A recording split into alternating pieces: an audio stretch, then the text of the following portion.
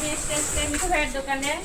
যাই হোক, মিঠু ভাইয়ের সাথে আমার অনেক আগে থেকে পরিচিত, যখন বয়জনে ছিল। এখন ভাইয়া নিজে বিজনেসম্যান, আমার ভালো লাগে বিষয়টা ভাবছি।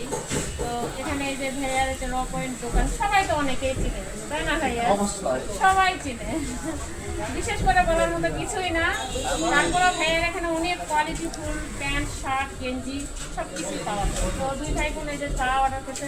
তবে একটা বিষয় বেশি কিছু খারাপ লাগছে, সেটা হচ্ছে অনেকদিন পরে আমি ভাইয়ার দোকানে আসছি, ভাইয়া আমার চা খাওয়াচ্ছে, চা খাওয়ায় সুখ দিচ্ছে। আপনারা বলবেন চা আপনি আমার বোন না, অনেক তো চা খাওয়ালে লস নেই, অনেক বেশি কিন্তু ভালো লাগে না তো।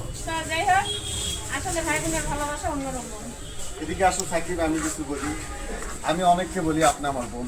অনেকে বলে কি করে চিনেন, তাই আমি বলি ছোটবেলা থেকে চিনি, আমি যখন আরো ছোট। আজকে সবাই শিওর হয়ে যাবে আপনার বোন দেখে। গুড বাই এভরিওয়ান, সবাই ভালো থাকবেন, সালাম আলাইকুম।